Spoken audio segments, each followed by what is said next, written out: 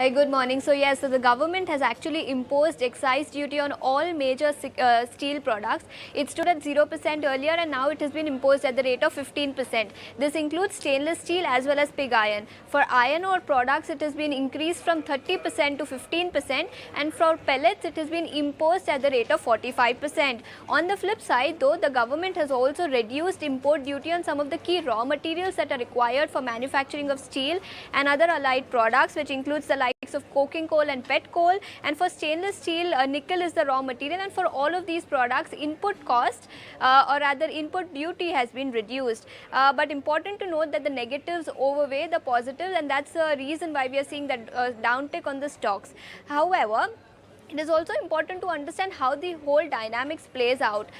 Exporting companies will now not export because domestic realizations will now be higher than export realizations, as a result of which all the mills will now want to sell into domestic market, leading into increased supply, and this will add on to pricing pressures and ultimately impact the profitability of these companies. Also important to note that India contributes around 5% to the global steel seaborne trade, as a result of which global supply might be impacted, and thus perhaps global steel prices could continue to stay at elevated levels. To talk about specific companies that will be impacted as a result of the excise duty that has been imposed, steel companies the likes of Tata Steel, JSW Steel, JSPL, SAIL will be impacted.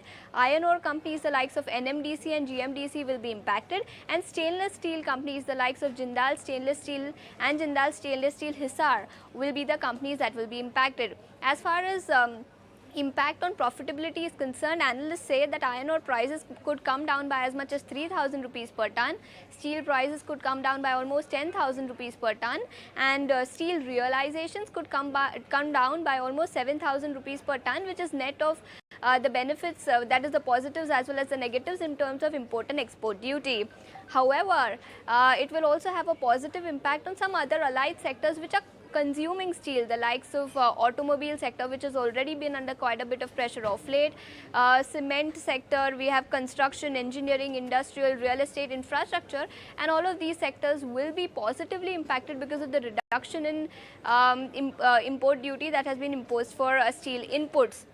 Other than that, we also have a note coming in on steel sector. CLSA has downgraded all steel companies. They have downgraded Tata Steel, JSPL and Jindal Steel. They have downgraded Tata Steel from buy to underperform. They have downgraded JSW Steel from underperform to sell rating, and they have also downgraded JSPL from buy to outperform rating. So the impact, as we can see, all the stocks are down anywhere between 10 to 15% as we speak.